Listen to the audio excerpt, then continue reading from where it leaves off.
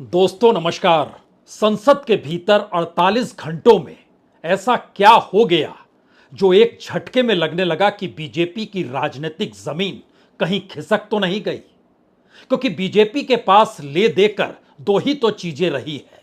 एक आरएसएस, यानी वैचारिक तौर पर उसने जो भी पाठ राजनीतिक शुद्धिकरण के जरिए पढ़ाया वही बीजेपी की सबसे बड़ी पूंजी है।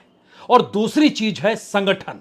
बीजेपी का अपना संगठन और स्वयंसेवकों की अपनी कतार सभी मिल जाए तो इस देश के भीतर में राजनीतिक तौर पर बड़ी पुख्ता तौर पर बीजेपी नजर आती है। और चुनाव के मैदान में 2014 के बाद से बीजेपी के पास फिर दो ही तो चीजें थी। एक तरफ आरएसएस का हिंदुत्व था, उस हिंदुत्व के आश्रय बीजेपी लगातार खुद को हिंदूवादी पार्टी कहती रही। और राजनीतिक तौर पर राज्यों के चुनाव हो या फिर केंद्र के चुनाव हो, हिंदुत्व के आश्रय वोटों का ध्रुवीकरण करने में कभी कोई कोताही बीजेपी ने बरती नहीं। और ध्यान दीजिए, हिंदुत्व के साथ साथ दूसरी जो चीज थी वह था प्रधानमंत्री नरेंद्र मोदी का चेहरा। उस चेहरे के आश्रय ही इस देश के तमाम राज्यों के चुनाव में बीजेपी जीतती चली गई। और इसका असर धीरे धीरे यही हुआ कि बीजेपी के वो तमाम कद्दावर नेता जिन्होंने बड़ी मेहनत मशक्कत के साथ अपनी राजनीति को साधा, बीजेपी को फैलाया, संघ ने साथ दिया और उसका एक विस्तार होते चला गया। लेकिन जैसे ही दिल्ली की गद्दी पर नरेंद्र मोदी नजर आने लगे और उनके चेहरे के आश्रय इस देश के भीतर में बीजेपी की पहचान होने लगी, तो एक एक करके हर राज्य के कद्दावर गायब होते चले गए। अब सवाल है कि उसी संसद के भीतर उसी चेहरे को लेकर और उसी हिंदुत्व को लेकर पहली बार राजनीतिक चोट सीधे तौर पर राहुल गांधी ने जिस अंदाज में की, उसने एक झटके में बीजेपी की राजनीतिक जमीन को हिलाकर रख दिया है। और यह राजनीतिक जमीन का हिलना सिर्फ केंद्र के चुनाव तक सीमित नहीं है, क्योंकि राज्य दर राज्य की परिस्थिति को अगर आप परखते चले जाइएगा तो अगर प्रधानमंत्री नरेंद्र मोदी का चेहरा बीजेपी के पार्टी के साथ, पार्टी के चुनाव चिन्ह के साथ अगर नहीं रेंग रहा है तो वो कहां चुनाव जीत सकती है। बीजेपी का कोई भी व्यक्ति कहेगा अगर नरेंद्र मोदी नहीं होते तो बीते 3 जगहों पर जहां जीत मिली विधानसभा में, वो राजस्थान है, वो मध्य प्रदेश है, वो छत्तीसगढ़ है, वहां जीत मिल नहीं पाती। और दूसरा सच यह भी है कि इस दौर में खुद नरेंद्र मोदी ने गुजरात मॉडल जिस तर्ज पर खड़ा किया, उसकी भी कोई काट इस दौर में निकल कर आती नहीं है। और इसी हिंदुत्व को नए तरीके से उत्तर प्रदेश के भीतर योगी आदित्यनाथ ने अपने गवर्नेंस के जरिए परोसने की कोशिश की। लेकिन हर के साथ कहीं ना कहीं वही हिंदुत्व का तमगा लगातार रहा। और महाराष्ट्र के भीतर भी जब तक शिवसेना साथ खड़ी थी, वहां पर देखिए कोई दूसरी पॉलिटिकल पार्टी बीजेपी और शिवसेना की जोड़ी को कहीं भी सेंध लगा नहीं पाती थी। वजह उसकी एक ही थी, एक ऐसा कॉकटेल, एक ऐसा वोट बैंक निर्माण होता था जो लगभग 50% तक पहुंच जाए, यानी 40-45 के करीब और 50 तक पहुंचने की स्थिति में विधानसभा चुनाव हो या लोकसभा चुनाव हो। यह स्थिति बीजेपी के साथ महाराष्ट्र तक में रही। लेकिन एक झटके में संसद के भीतर जब खुले तौर पर राहुल गांधी ने चेताते हुए कहा कि दरअसल आप हिंदू हैं ही नहीं, और सामने खड़े प्रधानमंत्री ने खड़े होकर कहा ये जिस तर्ज पर कर रहे हैं, कह रहे हैं, वो दरअसल इस देश में हिंदू समाज के लिए ठीक नहीं है, और उसका भी जवाब देने में राहुल गांधी ने देर नहीं लगाई। 2 संदेश बहुत साफ हैं। अगर 2024 के चुनाव में प्रधानमंत्री मोदी का चेहरा नहीं चला, अगर 2024 के चुनाव के बाद हिंदुत्व की जो परिभाषा आरएसएस गढ़ रही है और बीजेपी उसके हिसाब से चलती चली जा रही थी, अगर उसमें सेंध लग गई है तो फिर 1-2 नहीं बल्कि 6 राज्यों पर असर पड़ने वाला है। और 6 राज्यों के विधानसभा में सिर्फ एक ही राज्य ऐसा है जहां पर इस वक्त बीजेपी की सरकार नहीं है, लेकिन यह माना जा रहा था कि दरअसल बीजेपी वहां चुनाव जीत जाएगी। वो राज्य झारखंड का है। लेकिन झारखंड में भी अब जिस तरीके से आदिवासी नेता हेमंत सोरेन को जेल में डाला गया, 5 महीने तक जेल में रखा गया, पूरा लोकसभा चुनाव बीत गया, वो जेल में रहे। पिछली बार जेल में नहीं थे, लेकिन पिछली बार से ज्यादा सीट इस बार जेएमएम भी जीत गई और कांग्रेस भी जीत गई। यानी जेल में डालकर उनको नायक बनाने की स्थिति में राजनीतिक तौर पर बीजेपी आकर खड़ी हो गई। और यह एक ऐसी परिस्थिति थी जिसने एक झटके में बतला दिया कि जिन 6 राज्यों का जिक्र हो रहा है उसमें 3 राज्यों के चुनाव तो तुरंत होने हैं 3 महीने के बाद। उसमें एक झारखंड है, उसके बाद महाराष्ट्र और हरियाणा है। इन 3 राज्यों के अलावे महत्वपूर्ण राज्य उत्तर प्रदेश और बिहार है।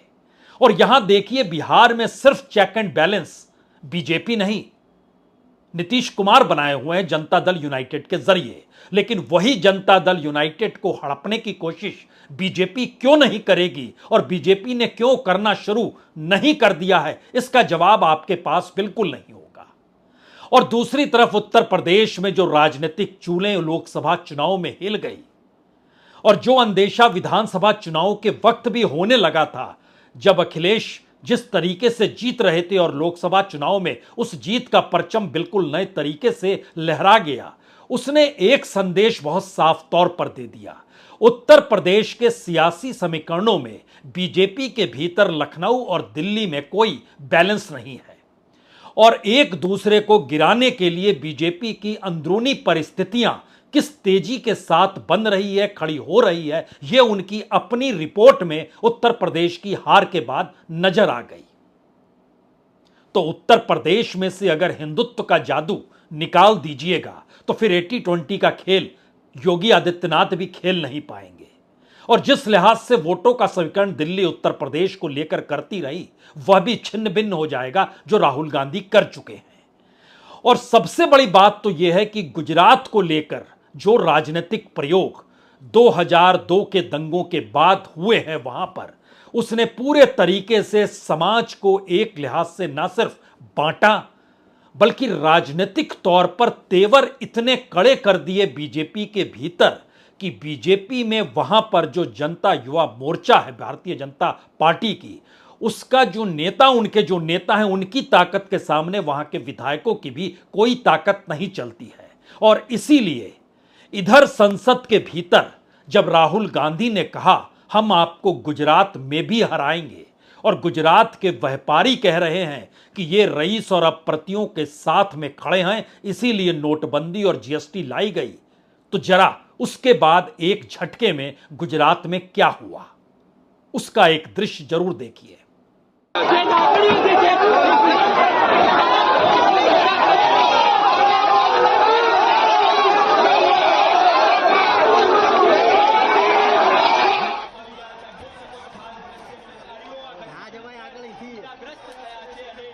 पुलिस की मौजूदगी है और बीजेपी के कार्यकर्ताओं का पत्थरबाजी कार्यक्रम है। राजनीतिक तौर पर जिस बात का जिक्र संसद के भीतर राहुल गांधी बीजेपी को निशाने पर लेते हुए कह रहे थे कि आप हिंदू पार्टी हो ही नहीं, आप हिंदू हो ही नहीं, क्योंकि हिंदू हिंसक नहीं हो सकता है, और उसका बिल्कुल नजारा खुले तौर पर गुजरात में नजर आ गया। तो क्या वाकई हिंदुत्व एक ऐसी पुख्ता जमीन के तौर पर बीजेपी के साथ बनी हुई है जिसमें सेंध लग जाए तो गुजरात मॉडल भी धरधरा कर गिर जाएगा?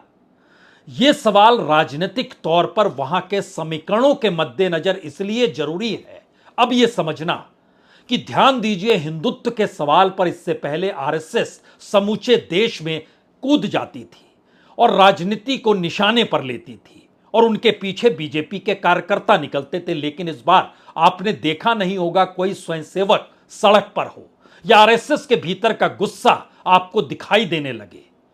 बीजेपी पर निशाना साधा गया, संघ का नाम लिया गया, प्रधानमंत्री मोदी को कहा गया आप हिंदुत्व का ठेका नहीं लिए हुए हैं, बावजूद इसके संघ हिला तक नहीं, बीजेपी हिली।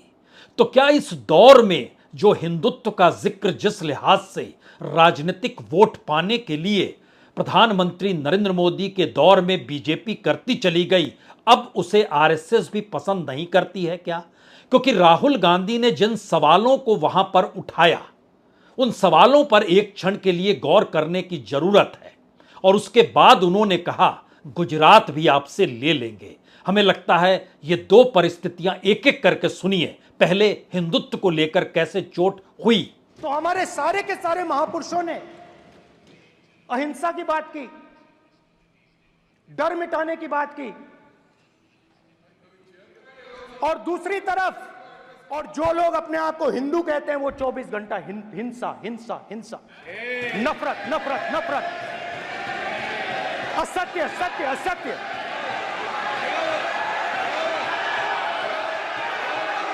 आप हिंदू हो ही नहीं। हिंदू धर्म में साफ लिखा है, सत्य के साथ खड़ा होना चाहिए, सत्य से पीछे नहीं हटना चाहिए, सत्य से नहीं डरना चाहिए। अहिंसा हमारा प्रतीक है। सही मायने में गुजरात ही हिंदुत्व की असल प्रयोगशाला रही है और उसको अपने तौर पर विस्तार मध्य प्रदेश में आरएसएस ने दिया, जिले दर जिले और पंचायत दर पंचायत। एक लिहाज से कहें तो मध्य प्रदेश के भीतर स्वयंसेवक जिस लिहाज से काम कर रहे हैं उस लिहाज से वह गुजरात में काम नहीं कर रहे हैं। और गुजरात के भीतर तो विश्व हिंदू परिषद से जुड़े हुए प्रवीण तोगड़िया को भी राजनीतिक तौर पर कैसे दरकिनार किया गया यह भी किसी से छुपा हुआ नहीं है। लेकिन गुजरात में चुनावी दौर में ध्यान दीजिए, बीजेपी को लगभग 60% से ज्यादा वोट मिलते रहे हैं। पहली बार वो डगमगाई थी 2017 के विधानसभा चुनाव में और उस डगमगाने ने बतलाया था कि दरअसल बीजेपी चुनाव हार भी सकती है। लेकिन अगर आप 2017 को याद कर रहे हैं तो फिर याद कीजिए, कांग्रेस को लगभग 41-42% वोट मिले थे और 77 सीटें मिली थी। बीजेपी को लगभग 49% वोट मिले थे और उनको 99 सीटें मिली थी। मामला फंस सा गया था अगर राजकोट और अहमदाबाद या कहें सूरत की सारी सीटें एक झटके में ना चली जाती, तब भी सवाल ईवीएम का उठाया गया था। लेकिन आज उसकी बात करने की जरूरत नहीं। सवाल तो उस राजनीतिक प्रयोगशाला का है जहां पे चुनाव जीतने की राजनीति और हिंदुत्व के आश्रय राजनीति को खड़ा करने की सोच। इन दो परिस्थितियों में आपको 3 राज्य दिखाई देंगे। गुजरात है, मध्य प्रदेश है और उत्तर प्रदेश है। उत्तर प्रदेश के भीतर का राजनीतिक प्रयोग हिंदू महासभा से निकले योगी आदित्यनाथ के आश्रय बांधा गया, क्योंकि अपने तौर पर आरएसएस घुसपैठ उत्तर प्रदेश में कर नहीं पा रही थी। लेकिन गोरखपुर धाम से जिस लिहाज से योगी आदित्यनाथ काम कर रहे थे उनको वो स्पेस आरएसएस ने दिया। लेकिन जब राहुल गांधी ने सवाल यह कहकर उठाया कि आपके हिंदुत्व के साथ तो कॉरपोरेट का मिश्रण है, इसीलिए उन्होंने खुले तौर पर चिता डाला कि हम आपको गुजरात में भी हरा देंगे। मैं जाता रहता हूं और आपको गुजरात में हराएंगे इस बार। आप लिख के ले लो, लिख के ले लो, आपको ऑपोजिशन इंडिया गठबंधन गुजरात में हराने जा रहा है। दरअसल गुजरात में बीजेपी के बिल्कुल अनुकूल एक तरफा परिस्थितियां हैं और यह माना जाता रहा है कि कांग्रेस के भीतर अभी तक कोई नेता निकलकर नहीं आया जिसके आश्रय गुजरात में कांग्रेस का कैडर खड़ा हो सके। पहली बार यह नजरिया अगर पार्लियामेंट के भीतर सीधे तौर पर सामने बैठे प्रधानमंत्री नरेंद्र मोदी जो गुजरात से आते हैं और सामने बैठे देश के गृह मंत्री अमित शाह जो गुजरात से आते हैं और चुनावी बिसात बिछाने में वो माहिर हैं, उनको चुनौती दे रहे थे राहुल गांधी ठीक सामने से खड़े होकर। तो संगठन के तौर पर गुजरात के भीतर कांग्रेस मजबूत है बनिस्पत मध्य प्रदेश के। लेकिन यहां से 2 और राज्यों का जिक्र जरूरी है, एक उत्तर प्रदेश और एक महाराष्ट्र। उत्तर प्रदेश के किले को ढहने में देर लगेगा नहीं। एक तो लखनऊ और दिल्ली की दूरी, एक योगी आदित्यनाथ की अपनी जातीय समीकरण की समझ और दूसरी तरफ दिल्ली में नरेंद्र मोदी और अमित शाह की जातीय समीकरण की समझ। एक तरफ गवर्नेंस के तौर तरीके, दूसरी तरफ दिल्ली के जरिए उत्तर प्रदेश को चलाने की सोच। इस टकराव के समानांतर सांगठनिक तौर पर समाजवादी पार्टी बड़ी पुख्ता तरीके से जिले दर जिले फैली हुई है और पहली बार जो प्रयोग राजनीतिक तौर पर हुआ उसमें समाजवादी पार्टी सिर्फ यादव के इर्द गिर्द नजर नहीं आई, और यही बड़ी वजह भी है कि ब्राह्मण वोट भी टूटा और दलितों का वोट बैंक भी अखिलेश के साथ गया, जो इंडिया गठबंधन के साथी सहयोगी थे। और इसका एहसास राहुल गांधी को बाखूबी है, और वो जानते हैं कि उत्तर प्रदेश में कांग्रेस का संगठन नहीं बल्कि समाजवादी पार्टी के जरिए इंडिया गठबंधन का पूरा संगठन अगर काम करेगा तो फिर कोई मुश्किल होगी नहीं। तो क्या गुजरात और क्या उत्तर प्रदेश, और इसके बाद जब आप महाराष्ट्र की दिशा में बढ़ते हैं तो एक सवाल आपके जहन में फिर आएगा। महाराष्ट्र के भीतर तो शिवसेना टूट चुकी है, और महाराष्ट्र की शिवसेना की हकीकत तो यह है कि राजनीतिक तौर पर उद्धव ठाकरे और एकनाथ शिंदे दोनों अपने बूते अकेले चुनाव कभी नहीं जीत पाएंगे, जैसे बीजेपी अपने बूते चुनाव नहीं जीत सकती है। दोनों को कुछ ना कुछ चाहिए। ये कुछ ना कुछ की परिस्थिति यह है कि उद्धव ठाकरे जब कांग्रेस और एनसीपी के साथ होते हैं तो उनका वोट परसेंटेज 16.52% होता है, ध्यान दीजिए इस पे। और दूसरी तरफ एकनाथ शिंदे बीजेपी के साथ और अजीत पवार की एनसीपी के साथ होते हैं तो उनका वोट होता है 12.95। दोनों को मिला दीजिएगा तो यह 29% पार कर जाएगा। जब बीजेपी और शिवसेना एक साथ थी, शिवसेना टूटी नहीं थी, उस दौर को याद कीजिएगा तो शिवसेना ने कभी 23% 24% के आगे वोट गया ही नहीं। लेकिन अब 5 से 6% का इजाफा हो गया, यानी कहीं एक राजनीतिक गठजोड़ दोनों को लाभ पहुंचाता है। लेकिन अगला सवाल उस बीजेपी का है जो कि अपने उस राजनीतिक मॉडल पर चलती रही कि अगर महाराष्ट्र में वोट को साधना है और शिवसेना साथ खड़ी है तो उनका संगठन, उनकी राजनीतिक सोच हिंदू हृदय सम्राट बाला साहब ठाकरे और उसके साथ साथ खुद आरएसएस की मौजूदगी महाराष्ट्र में, और ये तमाम परिस्थितियों ने बार बार वहां की परिस्थिति में खुद को जो लाकर खड़ा किया वो लगभग 49-50% वोट के इर्द गिर्द लाकर हमेशा खड़ा किया। इसीलिए कांग्रेस और एनसीपी 2 दशकों में खत्म सी होने लगी। ऐसा लगने लगा कि वो खत्म हो गई। विलासराव देशमुख आखिरी चेहरे थे जो कांग्रेस के चेहरे थे। शरद पवार भी चूकते चले गए। लेकिन अब सवाल उस हिंदुत्व का है जिस हिंदुत्व के आश्रय राहुल गांधी ने पार्लियामेंट के भीतर जो चोट की, उस चोट की बाखूबी राजनीतिक परिस्थितियों को किसी दूसरे ने पकड़ा या नहीं पकड़ा, लेकिन उद्धव ठाकरे ने पकड़ लिया। और उद्धव ठाकरे ने राजनीतिक तौर पर बहुत साफ संदेश दे भी दिया कि दरअसल बीजेपी जो हिंदुत्व का जिक्र करती है वो हिंदुत्व है ही नहीं, और यह पूरा का पूरा ढोंग है राजनीतिक तौर पर। इस दिशा में वह कह रहे हैं, यानी बीजेपी जिस हिंदुत्व के आश्रय इस देश के बहुसंख्य वोटरों को जो मैसेज देती चली आई, और कभी महाराष्ट्र में साथ शिवसेना ने साथ दिया, अब वो बाला साहब ठाकरे की विरासत को लिए उद्धव ठाकरे जब बोलते हैं यह बीजेपी हिंदुत्व है ही नहीं इसके साथ, और राहुल ठीक कह रहे हैं, तो यह मैसेज महाराष्ट्र की राजनीति में उस हिंदू वोट बैंक की दिशा में जाएगा, जहां पर हर कोई सवाल तो पूछेगा कि कैसे बाला साहब ठाकरे की तस्वीर को लेकर एकनाथ शिंदे चुनाव लड़ें और आपको हम वोट दे दें। कैसे अजीत पवार को आप साथ ले ले, जिन पर आप करप्शन के चार्ज लगाते रहे, जिनके साथ खड़े प्रफुल्ल पटेल हैं, उनके केसेस को आप वापस ले लेते हैं। कैसे आपके साथ खड़ा हुआ जाए, यानी मॉरल यानी नैतिक तौर की परिस्थिति और वैचारिक तौर की परिस्थिति, और इन दोनों परिस्थितियों के बीच खुद प्रधानमंत्री का चुनावी चेहरा। क्योंकि महाराष्ट्र एक ऐसी जगह है जहां पर प्रधानमंत्री मोदी जिन जिन जगहों पर गए उसमें लगभग 72% में हार मिली, और यही वो परिस्थिति है कि खुद बीजेपी 28 सीटों पर चुनाव लड़ती है और उसे सिर्फ 9 सीटों पर जीत मिलती है। ऐसी स्थिति तो किसी की नहीं हुई। ऐसी स्थिति अजीत पवार की हुई, 4 सीटों पर लड़ी, 1 सीट जीत पाई। आप 28 पे लड़े, 9 पर जीत पाए। कांग्रेस 17 पे लड़ी, 13 पर जीत गई। शरद पवार 10 पे लड़े, 8 सीट जीत गए।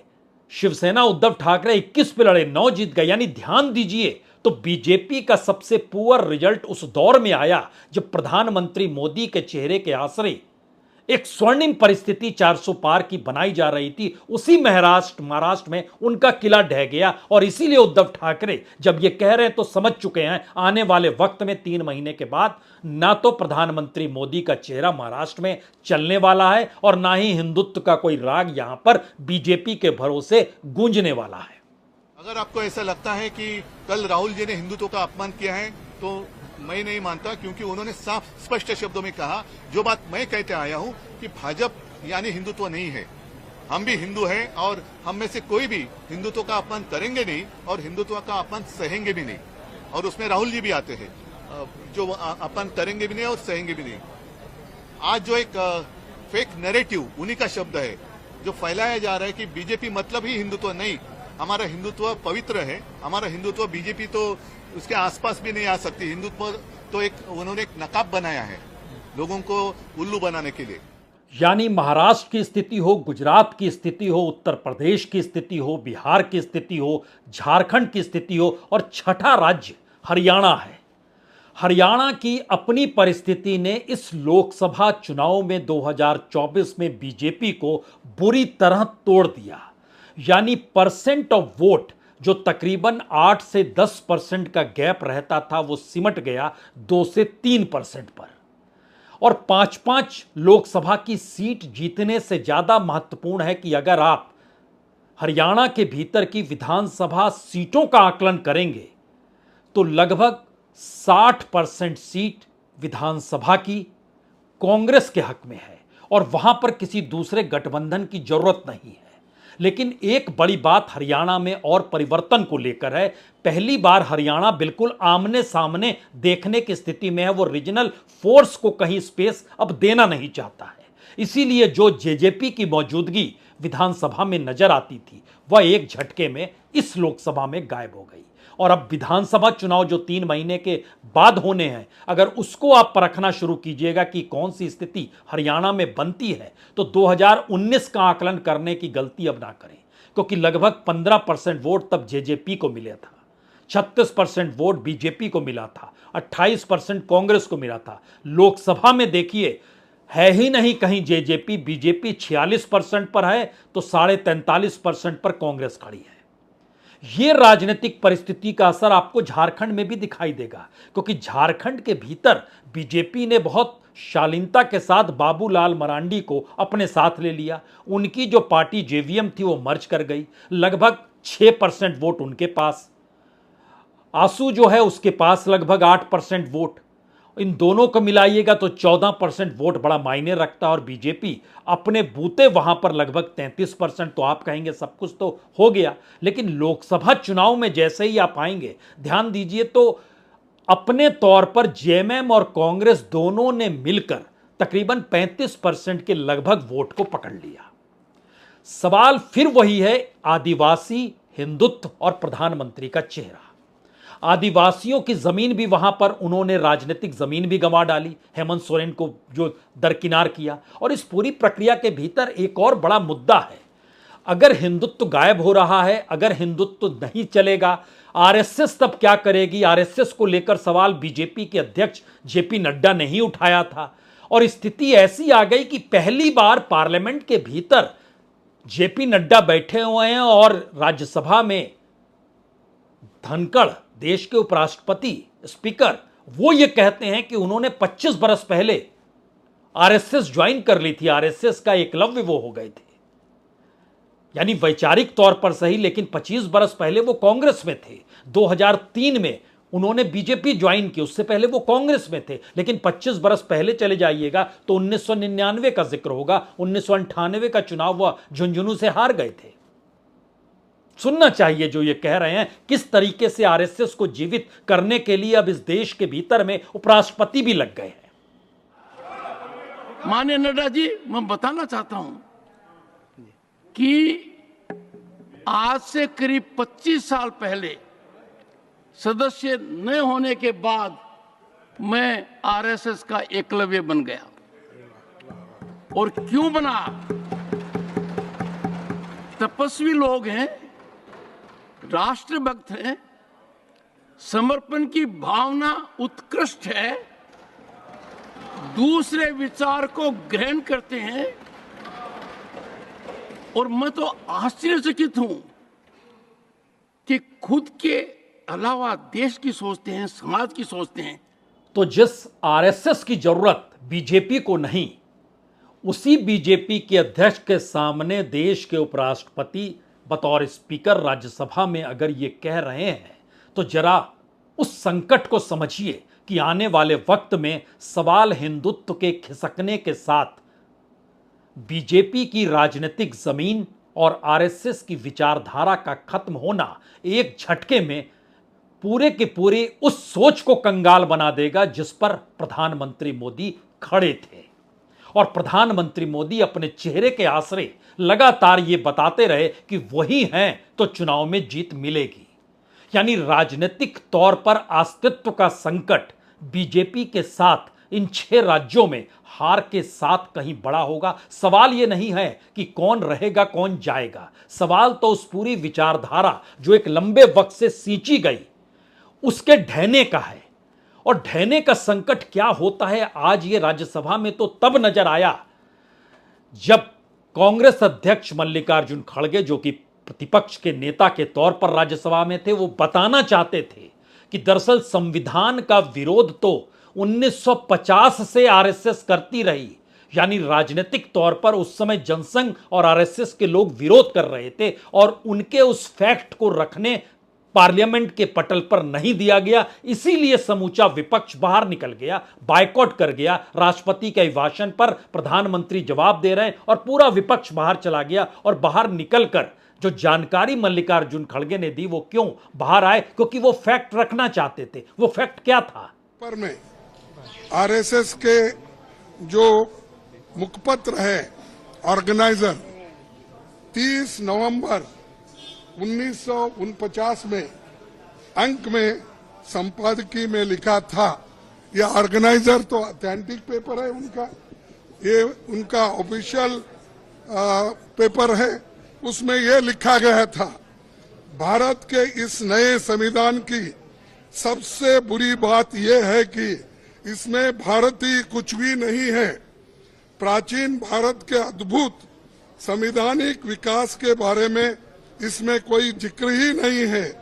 आज तक मनुस्मृति में दर्ज मनु के कानून दुनिया की प्रशंसा का कारण है। ये किसने कहा? ये ऑर्गेनाइजर ने, आरएसएस ने, जनसंघ के जो लोग थे उस वक्त उन्होंने कहा। अब आप सोचिए, राहुल ने सिर्फ आरएसएस की नब्ज को पकड़ा। राहुल गांधी ने सिर्फ प्रधानमंत्री मोदी की उस राजनीतिक जमीन को पकड़ा। राहुल ने सिर्फ बीजेपी जिस विचारधारा पे खड़ी है उसको टटोला भर, और ढहढाती हुई पूरी पॉलिटिकल पार्टी एक झटके में नजर आने लगी। और उसकी वजह 3 है। यानी इन 6 राज्यों में जो महाराष्ट्र है, हरियाणा है, झारखंड है, उत्तर प्रदेश है, बिहार है और गुजरात भी है, जो कि पूरे तरीके से उसी हिंदुत्व मॉडल पे खड़ा हुआ है जो ढहढहाने की स्थिति में एक झटके में आ सकता है अगर वहां का व्यापारी तबका पूरे तरीके से खिलाफ हो जाए, जो वो नजर आने लगा है।